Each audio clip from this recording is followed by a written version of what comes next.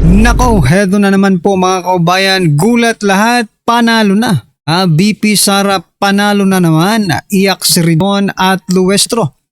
Tama si Inday Sara, booking na sila. Nako po, yan po ang ating aalamin sa video ito mga kaubayan. Pero bago po natin simulan yan, palike naman po ng video ito, malaking tulong po yan. Maraming salamat po at eto nga. Bago po natin i-play yan mga kaubayan, eto pasadahan muna natin itong mga nagte-trending na mga balita dito sa social media at unahin na po natin to. Nako, mukhang wala na sa hulog ang ating gobyerno kung ito ang mangyayari. Aba, Eto po kasing si isa pong Marcos loyalista ba ito? O vlogger na attorney, di ba? Na si Attorney Jesus Falses. Ito po ang kanyang pahayag mga kaubayan at mukhang kayong lahat ay matatawa dito, okay? Sabi niya po dito, Trillanes ipapalit umano kay Junvic. Nako, Tweety Bird says that by May 2026, DILG Secretary Sonny Trillanes, DILG Secretary Sonny Trillanes, mga kaubayan. Kung nagkaloko-loko na mga karibyo natin, si Trillanes na daw ang magiging DILG Secretary pagdating ng May. Ayan kasi, Junvic, palpak kasi yung mga patikit-tikit mo ng mga nakahubad eh. Pero itong si Trillanes mga kaubayan, ano kaya ang magagawa ni Trillanes? Okay? Ano po kaya ang magagawa ni Trillanes kung siya po ang magiging DILG Secretary?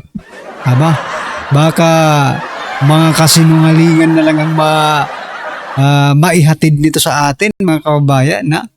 Kasi alam nyo naman po si Trillanes. Mahilig po sa kasinungalingan at mahilig. Alam niyo po yung Bikoy, di ba? Inimbento lang yun ni Trillanes. Parang si Risa Hontiveros, di ba? Si Risa Hontiveros, mga fake, tawag dito, mga fake witness. Mahilig din dyan si Trillanes, mga fake witness, di ba? O baka pagdating po ng araw ng Mayo, mga buwan ng Mayo, mga kaubayan, mapuno na ang DILG ng mga fake witness, di ba? Aray ko po, puro kasinungalingan na ang lumabas. Ewan ko lang kung, kayo na lang po mga kaubayan, kung papayag ba kayo na maging DILG Secretary itong si Trillanes? Di ba? Ito pong naging komento ng ating mga kaubayan patungkol dyan. Sabi po dito ni Tess Familiara, tama yan, para dadami ang mga maleta. Ayan na. Sabi po ni Felix, pag yan nagkaroon pwesto sa gobyerno, baka yan nang simula ng civil war sa Pilipinas. Nako, balita ko, sa gate ng Malacanang yan ilalagay taga-tahol. Aso nga, aso ang kalalabasan dito ni Trillanes mga kaubayan. Sabi naman po dito ni Elsa Aquino, mas okay sigurado kung si Sentry ang DILG. Wala pa nahuhuling big fish na pugati si Junvic. Ayan, si Trillanes daw ang DILG kasi wala pang nahuhuli si Junvic na big fish. Kung si General Torre pa rin nasa PNP General, tapos DILG si Trillanes, marami siguradong maa-accomplish. Kasi they will bend the law, diba? Ay nako. Kung magsama si Trillanes at saka si Torre, ano sa palagay niyong mangyayari? Aresto na lang ng aresto kahit walang warrant of arrest. Ayan. Di ba ganun ang ginawa nila kay former President Duterte mga kaubayan? Anyway, ano po ang inyong opinion dito? Kung ito po ang kanilang gagawing DILG, talagang wala na, no? Wala na sa katinuan ang gobyerno natin, okay? Ano po ang inyong opinion dyan? Just comment down below. At eto, may continuity plan sa 2028. Yan mga kaubayan. Sabi po dito ni Sandro Marcos, kaya pa nating ayusin ang ating bansa kung bibigyan nyo pa kami ng pagkakataon. Ayon po ito sa Mindanao Pulse PH. Sa 2028, layunin namin ipagpatuloy ang mga nasimulan, lalo na sa pagsusulong ng mas maayos at tapat na pamamahala para sa bansa. Sa tingin mo, mga kababayan, ikaw na nanonood ngayon, sa tingin mo ba, dapat pang bigyan ng pagkakataon?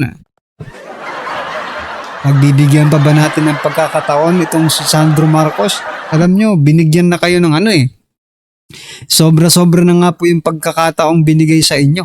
Kaso nga lang, hindi nyo ginawa yung inyong mga tungkulin. For example na lang, yung nangyari ngayon mga kababayan. Ang father po ni Sandro Marcos, President Bongbong Marcos Jr., di ba? Hawak nila lahat okay? Ng ahensya ng gobyerno. Nung panahon po ni former Speaker Martin Romualdez, siya ang speaker, ikaw sa majority ka naman. Di ba? Hawak niyo ang lahat para baguhin yung mga nakikita niyong problema ng ating bansa, para bigyan niyo ng solusyon yung problema ng bansa. Pero anong nangyari? Kaliwat kanan. Kaliwat kanan na korupsyon, mali-maleta po. Mali-maleta po ang inyong mga kinukurakot. Deliveries. Okay? Almost trillion po ang nanakaw. Nawawala sa kaban ng bayan, tapos sasabihin mo ngayon, pagbigyan pa kayo hanggang 2028. Sa 2028, tatakbo ulit kayo. Tapos pag nanalo kayo, nakaw na ulit. Hoy, kayo pong mga nanonood, mga kababayan, magsawa naman kayo. Opo, Kasi pag sila pa rin ang nanalo, talagang wala na ang Pilipinas. Di ba? Ito po ang naging komento ng ating mga kababayan. Sabi po dito mga karipin natin, sabi po ni Catherine Jardine Lugod, fool me once, shame on you. But if you fool me twice, shame on me. Ayan, never again. Tama nga naman. Niloko mo kami isang beses, shame on you. Pag pangalawa na, talagang nakakahiya na ako. Pero never again, sabi niya mga kababayan. Okay? Sabi naman po ni Samantha, we can really see the effort of young leaders today, like Sandro Marcos who show dedication and focus on public service. Saan banda? Saan banda ang public service kay Sandro, mga kababayan? Nakita nyo naman po yung matabang vlogger, di ba? Na lagi pong nagva-vlog patungkol po sa mga flood control project ni Sandro Marcos sa Ilocos Norte. Yung mga tulay, mga kababayan, hindi na dadaanan ng tao, di ba? Gaano ba talaga kaganda ang Ilocos Norte? Di ba? Tanong lang po mga kababayan, sabi po dito ni Jerome, you better to have Igorot Pride for President sa 2028. Ayan. Sino bang Igorot Pride? Ang naaalala ko lang na Igorot mga kababayan, Ilocano Igorot na si General Bantag. Ayan, palakpakan po natin. Tatakbo ba? Sabi po dito, buang ray mo butar ane. Sabi po ni Marvy, sleep her. Ayan Wag na baka sunod mabenta na pati magiging apo ko. Totoo. Di ba? Hindi, baka ngayon baka ngayon, di ba, yung apo mo, Marukang. Okay, sabi po ni Marukang, pati apo niya may utang na. Baka totoo yan. Kung kukumputin, baka hanggang sa kaapu-apuhan natin, may utang na kasi sobrang lala ng utang ng Pilipinas ngayon Nasa magkano na ba? 19 point something trillion na ba? Opo. Hindi pa natatapos ang 2026, yan na po ang utang ng Pilipinas. Nako po. Ano po ang inyong opinion dyan mga kababayan sa balak po nilang continuity ng kanilang power? At si Sandro Marcos po ang kanilang gagamitin mga kababayan para makontinue ang kanilang power. Pero nagkakamali yata sila, no? Anyway, just comment down below mga karibin natin at eto, i-play na po natin yung video. Pasok. It should not be a trial in the same way that the Senate will conduct a trial. Otherwise, they will be usurping on the exclusive power of the Senate to try impeachment cases. This is almost akin to what is happening is a fishing expedition. I think there is a point there because the evidence that is being sought does not come from the complainants. it is coming from the committee. Nako, yare. Nako, panibagong problema na naman ho yan ng Injustice Committee. Para dito kay Luistro at dito kay Redon, makinig kayo sa mga sasabihin nitong si retired Supreme Court Associate Justice Ascuna kaugnay dyan sa mga pinagagawa nyo na yan sa Injustice Committee. Bordering on fishing expedition. Interview ho nitong si Justice Ascuna dyan sa Billionaire News Channel ang ating pag-uusapan dito sa video na to. Pero bago yan, isang like at subscribe. Masaya na ho tayo dyan at sa magsusumal sa ating community yung join button nandyan ang ganda. Dito sa interview nitong si Ascuna kay Ma'am Pinky Web. Ay, teka lang ho, pasadaan ho muna nating mabilisan itong si Calvo. Meron hong babala itong si Calvo ha, merong babala itong si Calvo. Sa mga nagpapakalat daw di umano ng fake news sa First Family. Pati yung mga nagpapakalat ng fake news sa First Family sasalansanin daw din ho nitong si Calvo. Panoorin natin to. Sir, will you do the same against individuals spreading fake news against the First Family? Yes, no one will be spared. Basta, Nako, galit si Calvo. Yan ang problema ho mga kababayan. Yeah. No one will spare. Lahat to kakasuhan ni Calvo sa NBI.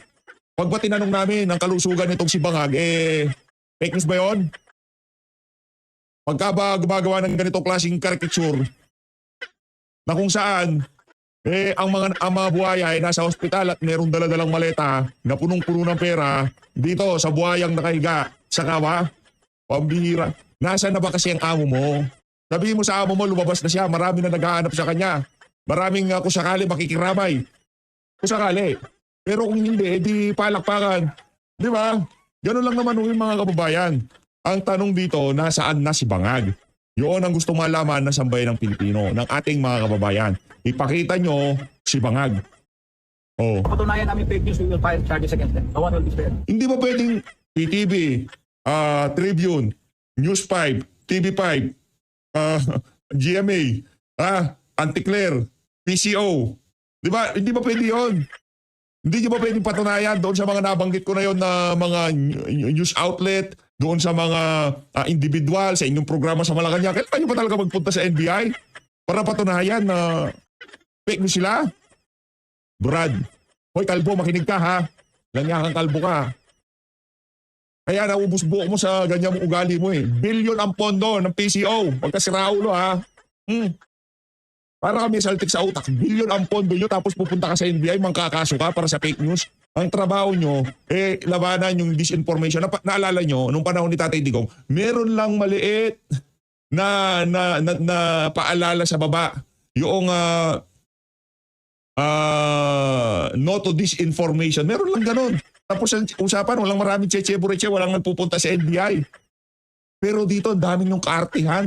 Meron pa kayong nalalaman kaso-kaso sa NBI. Bilyon ang pondo nyo. Ang problema dito mga kabayan, no, tinatakot po kasi nila ang taong bayan na ba wag magsalita kasi kakasuhan tayo, no? Pero hindi naman po lahat ng salita, mga kabayan, ay paninira. Yung iba nagtatanong po mga kabayan, yung iba talagang gustong malaman din kung ano po ba talaga ang katotohanan. Ang kaso, alam niyo po ba kung bakit nagtatanong ang taong bayan? Kasi nagsisinungaling po kayo dyan sa PCO. Diba? Kung sinasabi niyo yung buong katotohanan, di walang magtatanong. Diba? Walang magtatanong. Hindi nga kayo mga sinungaling kasi kayo. Kaya yan, tanong ng tanong ang taong bayan. Tapos ngayon, kakasuhan ninyo dahil tanong ng tanong ang taong bayan. Nako po. Bayad kayo ng mga trolls, di umano. Nung nagkaroon ng hearing dyan sa House of Representatives sa budget nyo, di ba, i-renege na issue, nagbabayad daw kayo di umano ng trolls dyan sa PCO. Di nyo ba kayang kontrahin yung fake news na yan sa pamamagitan ng fake news ng mga trolls nyo di umano? Walang nga itong kalbo na to. Pakinang yung ulo mo eh. Galit na galit si Kalbo. Okay na. Ni Luistro, doon lang tayo sa face value ng ginagawa nila. Mini trial, tapos ang usapan, hindi para mainti. Ito naman si Ma'am Pinky. Palapakan muna natin pa si Ma'am Pinky. Sinasabi ko yan eh. Diba? Oo. Ginawa ko kasi tanga yung sambayan ng Pilipino. Naiintindihan naman namin kung ano ginagawa nila eh. Demolition job kay BP Sara. Hindi na kailangan sabihin na para maintindihan. Walang yan lasengga talaga to. Si Luistro ha. May hawak-hawak na gin bilog eh. Ay gin 4 kantos eh. Pambira talaga itong si Bacolod. Ng lay person kung ano yung kanilang ginagawa. But then she says, of course, what it is really, it's akin to a preliminary investigation. First question is, would you describe it as a mini trial? What happened during the first day of the hearing last March 25? Well, you see, the proceedings before the committee should be a hearing preliminary to finding whether or not they should file an impeachment articles in the Senate against the respondent. It should not be a trial in the same way that the Senate will conduct a trial. Otherwise, they will be usurping on the exclusive power of the Senate to try impeachment cases. So the line between hearing and trial is a difficult line to demarcate. But one thing to keep in mind is that the committee has only 60 session days to finish its work. It has a fixed timeline, not very long, so it cannot really hold a real trial. Whereas a trial in the Senate has no timeline. They're not giving any fixed period to finish the job. So 60 session days is indication that what they should do is just determine probable cause sufficient to make a report to the House whether or not to file an articles of impeachment or to dismiss the case. But the word being the words mini trial has become some sort of a focus of attention because it's been described by some. I know that Attorney Jesus Falces described it as that also. And as mentioned a while ago, the chairperson of the House Justice Committee. Gusto ko lang pong tanungin sa inyo, kung tawagin man pong itong mini trial, mali ho ba yun? Hindi naman, pero palagay ko there's no such thing as a mini trial. No. It's either a trial or not a no trial. such thing. You cannot have something in between because the trial is really reserved for the Senate. And So yan mga kaubayan, talagang mali po pala talaga itong ginagawa nitong House of Representatives, especially po itong Committee on Justice mga kaubayan. No? So yan mga karibin natin, ano po ang inyong opinion, reaction patungkol dyan? Just comment down below at syempre, huwag pong kalimutang i-like ang video, malaking tulong po yan. Maraming salamat po.